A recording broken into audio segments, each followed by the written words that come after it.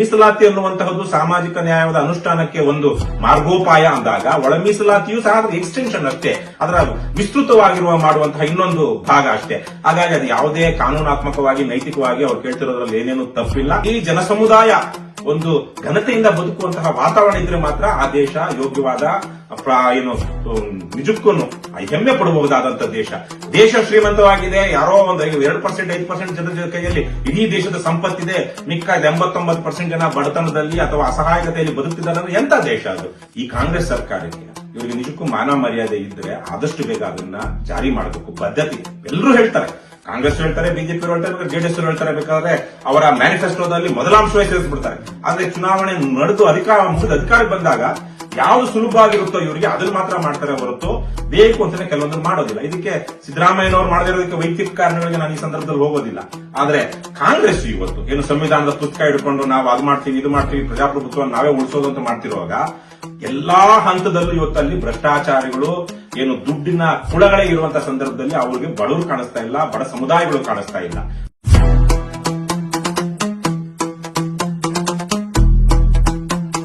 ಬಂಧುಗಳೇ, ಸ್ನೇಹಿತರೆ, ಎಲ್ರಿಗೂ ನಮಸ್ಕಾರ, ಜೈ ಭೀಮ್. ಈಗ ಒಳ ಮೀಸಲಾತಿಯ ಹೋರಾಟ ನಿರಂತರವಾದಂತಹ 4 ತಿಂಗಳ ಹೋರಾಟ ನಡೀತಾ ಇದೆ. ಇದೇ ಬರುವಂತಹ ಆಗಸ್ಟ್ 1ನೇ ತಾರೀಕು ಸುಪ್ರೀಂ ಕೋರ್ಟ್ ಆದೇಶ ಬಂದು 1 ವರ್ಷ ಆಗ್ತದೆ. 1 ವರ್ಷ ಆದ್ರೂ ಕೂಡ ಇನ್ನು ನಮ್ಮ ರಾಜ್ಯ ಸರ್ಕಾರ ಒಳ ಮೀಸಲಾತಿಯನ್ನು ಜಾರಿಗೊಳಿಸೋದ್ರಲ್ಲಿ ಹಲವಾರು ಕುಂಟು ನೆಪಗಳನ್ನ ಉದ್ದೇಶಪೂರ್ವಕವಾದಂತಹ ವಿಳಂಬವನ್ನ ಮಾಡ್ತಾನೆ ಬರ್ತಾ ಇದೆ. ಹಾಗಾಗಿ ನಾವೀಗ ಮುಂದಿನ ಹಂತದ ಹೋರಾಟಕ್ಕೆ ನಾವು ಚಾಲನೆಯನ್ನು ಕೊಡಬೇಕಾಗಿದೆ. ಆ ಹೋರಾಟಕ್ಕೆ ನಾವೆಲ್ಲರೂ ಕೂಡ ಧುಮುಕಬೇಕಾಗಿದೆ. ಆಗಸ್ಟ್ 1ನೇ ತಾರೀಕು ಇಡೀ ರಾಜ್ಯದಾದ್ಯಂತ ನಾವು ಈ ಸರ್ಕಾರದ ಶವಯಾತ್ರೆಯನ್ನು ನಡೆಸಿ ಒಂದು ತಲೆಯನ್ನು ಬೋಳಿಸಿಕೊಂಡು ನಮ್ಮ ಶಿರೋಮಂಡನ ಮಾಡಿಕೊಂಡು ಆ ಕೂದಲುಗಳನ್ನ ಸರ್ಕಾರಕ್ಕೆ ಕಳಿಸುವಂತಹ ವಿನೂತವಾದಂತಹ ಚಳವಳಿಯನ್ನು ಮಾಡಬೇಕು ಅನ್ನುವಂಥದ್ದು ಚರ್ಚೆ ಈಗ ನಮ್ಮ ಚರ್ಚೆನಲ್ಲಿ ಬಂದಿರುವಂತದ್ದು ಒಂದು ಒಳ್ಳೆ ಸಲಹೆ ಮತ್ತು ತೀರ್ಮಾನ ಅದು.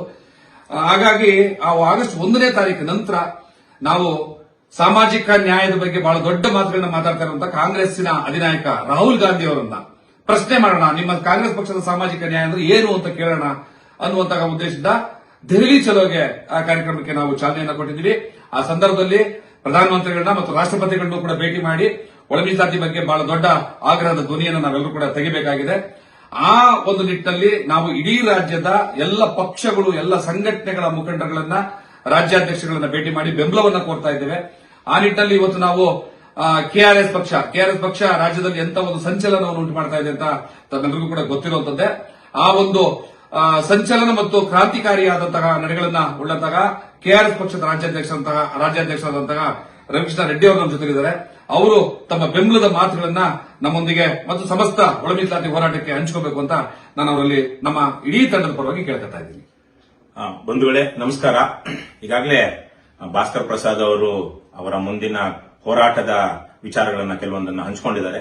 ನಮ್ಗೆಲ್ರಿಗೂ ಗೊತ್ತಿರುವಂತೆ ಭಾರತದಲ್ಲಿ ಸಾಮಾಜಿಕ ನ್ಯಾಯ, ವಿಶೇಷವಾಗಿ ದುರ್ಬಲ ದಮನಿತ ವರ್ಗದವರಿಗೆ ಸಿಗಬೇಕು ಅಂದ್ರೆ ಮೀಸಲಾತಿ ಬೇಕು ಅಂತ ಹೇಳಿ ಈ ದೇಶದಲ್ಲಿ ಮೀಸಲಾತಿ ಅದಕ್ಕೊಂದು 100 ವರ್ಷಗಳ ಇತಿಹಾಸ ಇದೆ. ಹಾಗೆ ನೋಡಿದ್ರೆ ಮದ್ರಾಸ್ ಪ್ರೆಸಿಡೆನ್ಸಿಯಲ್ಲಿ ಆರಂಭವಾಗಿತ್ತು. ಸೊ ಅದಾದ ತದನಂತರದಲ್ಲಿ ನಮ್ಗೆಲ್ಲ ಗೊತ್ತಿರುವ ಹಾಗೆ ಹಲವು ಸಮುದಾಯಗಳು ಒಂದೇ ತರಹದ ಸಾಮಾಜಿಕ ಆರ್ಥಿಕ ಹಿನ್ನೆಲೆ ಇರುವಂತಹ, ವಿಶೇಷವಾಗಿ ಸಾಮಾಜಿಕ ಹಿನ್ನೆಲೆ ಇರುವಂತಹ ಸಮುದಾಯಗಳನ್ನ ಸೇರಿಸಿ ಆ ವರ್ಗಗಳಿಗೆ ಒಂದು ಮೀಸಲಾತಿಯನ್ನ ಕಲ್ಪಿಸ್ತಾ ಹೋದ್ರು.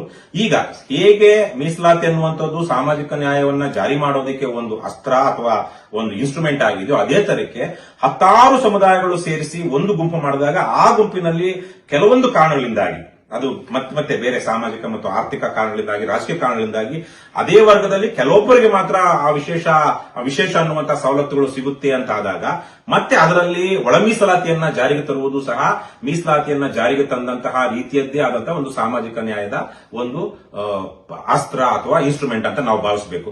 ಈ ನಿಟ್ಟಿನಲ್ಲಿ ದೇಶಾದ್ಯಂತ ಕಳೆದ 30-40 ವರ್ಷಗಳಿಂದ 10 ಕಡೆಗಳಲ್ಲಿ ಹೋರಾಟಗಳಾಗಿದೆ. ಆಂಧ್ರದಲ್ಲಿ ನಮಗೆಲ್ಲ ಗೊತ್ತಿರುವ ಹಾಗೆ ಬಹಳ ದೊಡ್ಡ ಮಟ್ಟದಲ್ಲಿ ಮಾದಿಗ ದಂಡೋರ ಅವರು, ಕೃಷ್ಣ ಮಾದಿಗ ಅವರು ಬಹಳ ದೊಡ್ಡ ಮಟ್ಟದಲ್ಲಿ ಹೋರಾಟ ಕಟ್ಟಿ ಇವತ್ತು ಕಾಂಗ್ರೆಸ್ ಪಕ್ಷ ಅಲ್ಲಿ ಆಂಧ್ರದಲ್ಲಿ, ತೆಲಂಗಾಣದಲ್ಲಿ ಅಧಿಕಾರದಲ್ಲಿರುವಂತಹ ಕಾಂಗ್ರೆಸ್ ಪಕ್ಷವೇ ಅದಕ್ಕೆ ಒಳ ಮೀಸಲಾತಿಯನ್ನ ಅಲ್ಲಿ ಜಾರಿ ಮಾಡಿದೆ. ಇದೇ ರೀತಿಯಲ್ಲಿ ಹಲವಾರು ಕಡೆಗಳಲ್ಲಿ ನಡೀತಾ ಇದೆ.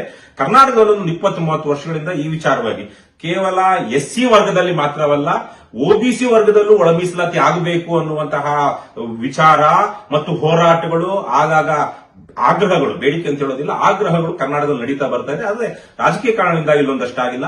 ಆದ್ರೆ ಇತ್ತೀಚಿನ ವರ್ಷಗಳಲ್ಲಿ ವಿಶೇಷವಾಗಿ ಎಸ್ಸಿ ಪರಿಶಿಷ್ಟ ಜಾತಿ ವರ್ಗದಲ್ಲಿ ಮಾದಿಗರಿಗೆ ಅಥವಾ ಎಡಗೈ ಸಮುದಾಯದವರಿಗೆ ಒಳ ಮೀಸಲಾತಿಯನ್ನು ಜಾರಿ ಮಾಡಬೇಕು ಅಂತೇಳಿ ಬಹಳ ಹೋರಾಟ ಅಂತ ಭಾವಿಸುವಂತ ಸಂದರ್ಭದಲ್ಲೂ ಅವೆಲ್ಲವನ್ನು ಒಳಗೊಂಡು ಇಡೀ ಸಮುದಾಯದ ವಿಶ್ವಾಸವನ್ನ ಪಡ್ಕೊಳ್ತಾ ಬಹಳ ಬದ್ಧತೆಯಿಂದ ಬೇರೆ ಹೋರಾಟಗಾರರಿಗಿಂತ ವಿಶೇಷವಾಗಿ ನಿರಂತರವಾಗಿ ಅವರದೇ ಸ್ವಂತಹ ಅವ್ರದ್ದು ಮತ್ತು ಅವರ ಸ್ನೇಹಿತರದ್ದು ಒಂದು ಸಮುದಾಯದ ತಮ್ಮ ತನು ಮನ ಧನವನ್ನ ಹೋರಾಟಕ್ಕೆ ಅರ್ಪಿಸಿಕೊಂಡು ಹೋರಾಟ ಮಾಡ್ತಾ ಬರ್ತಿದ್ದಾರೆ.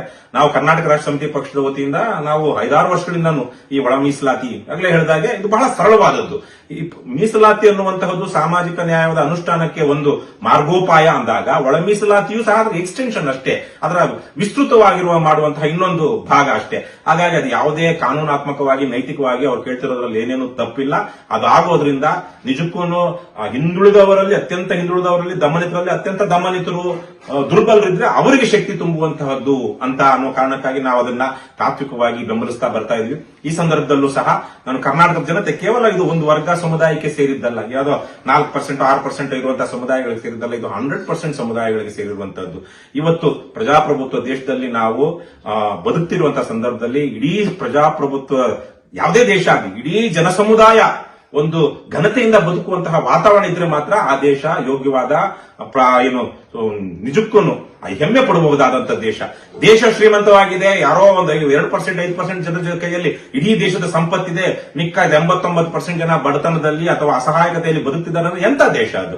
ದೇಶ ಅಲ್ಲ ಅವೆಲ್ಲ ಒಂದು ಯಾವ್ದೋ ಅಥಾರಿಟೇರಿಯನ್ ದೇಶ ಇದರಲ್ಲಿ ಬದುಕ್ತಿರುವಂತದ್ದು. ಹಾಗಾಗಿ ನಮ್ಮ ದೇಶದಲ್ಲಿ ಬಡತನ ನಿರ್ಮೂಲನೆ ಆಗಬೇಕು, ಸಾಮಾಜಿಕ ಸಮಾನತೆ ಸಿಗಬೇಕು, ಆರ್ಥಿಕ ಸಮಾನತೆ ಸಿಗಬೇಕು ಅಂದ್ರೆ ಕಾಲ ಕಾಲಕ್ಕೆ ನೀತಿ ನಿರೂಪಣೆಗಳಲ್ಲಿ ನಮ್ಮ ಕೆಲವು ಕಾನೂನುಗಳಲ್ಲೂ ಸಹ ತಿದ್ದುಪಡಿ ಆಗ್ತಾ ಬರಬೇಕು.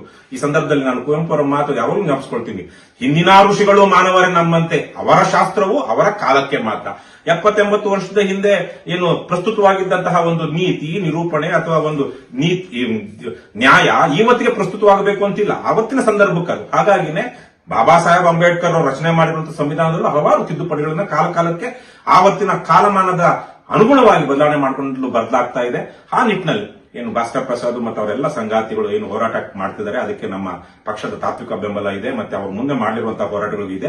ನನ್ನ ಪ್ರಕಾರ ಈ ಕಾಂಗ್ರೆಸ್ ಸರ್ಕಾರಕ್ಕೆ ಇವರಿಗೆ ನಿಜಕ್ಕೂ ಮಾನ ಮರ್ಯಾದೆ ಇದ್ರೆ ಆದಷ್ಟು ಬೇಗ ಅದನ್ನ ಜಾರಿ ಮಾಡಬೇಕು. ಬದ್ಧತೆ ಎಲ್ಲರೂ ಹೇಳ್ತಾರೆ, ಕಾಂಗ್ರೆಸ್ ಹೇಳ್ತಾರೆ, ಬಿಜೆಪಿ ಹೇಳ್ತಾರೆ, ಜೆಡಿಎಸ್ ಹೇಳ್ತಾರೆ, ಬೇಕಾದ್ರೆ ಅವರ ಮ್ಯಾನಿಫೆಸ್ಟೋದಲ್ಲಿ ಮೊದಲಾಂಶವೇ ಸೇರಿಸ್ಬಿಡ್ತಾರೆ. ಆದ್ರೆ ಚುನಾವಣೆ ನಡೆದು ಮುಗಿದ ಅಧಿಕಾರಕ್ಕೆ ಬಂದಾಗ ಯಾವುದು ಸುಲಭ ಆಗಿರುತ್ತೋ ಇವರಿಗೆ ಅದನ್ನು ಮಾತ್ರ ಮಾಡ್ತಾರೆ ಹೊರತು ಬೇಕು ಅಂತಾನೆ ಕೆಲವೊಂದನ್ನು ಮಾಡೋದಿಲ್ಲ. ಇದಕ್ಕೆ ಸಿದ್ದರಾಮಯ್ಯನವರು ಮಾಡದಿರೋದಕ್ಕೆ ವೈಯಕ್ತಿಕ ಕಾರಣಗಳಿಗೆ ನಾನು ಈ ಸಂದರ್ಭದಲ್ಲಿ ಹೋಗೋದಿಲ್ಲ. ಆದ್ರೆ ಕಾಂಗ್ರೆಸ್ ಇವತ್ತು ಏನು ಸಂವಿಧಾನದ ಪುಸ್ತಕ ಹಿಡ್ಕೊಂಡು ನಾವು ಅದು ಮಾಡ್ತೀವಿ ಇದು ಮಾಡ್ತೀವಿ ಪ್ರಜಾಪ್ರಭುತ್ವ ನಾವೇ ಉಳಿಸೋದು ಅಂತ ಮಾಡ್ತಿರುವಾಗ ಎಲ್ಲಾ ಹಂತದಲ್ಲೂ ಇವತ್ತಲ್ಲಿ ಭ್ರಷ್ಟಾಚಾರಿಗಳು ಏನು ದುಡ್ಡಿನ ಕುಳಗಳೇ ಇರುವಂತಹ ಸಂದರ್ಭದಲ್ಲಿ ಅವರಿಗೆ ಬಡವರು ಕಾಣಿಸ್ತಾ ಇಲ್ಲ, ಬಡ ಸಮುದಾಯಗಳು ಕಾಣಿಸ್ತಾ ಇಲ್ಲ. ಹಾಗಾಗಿ ಇವತ್ತು ಅವರು ಸರ್ಕಾರದ ಮೇಲೆ ಒತ್ತಡ ಹೇರುವಂತ ಕೆಲಸ ಏನಿದೆ ಅದನ್ನ ಆಗ್ಬೇಕು.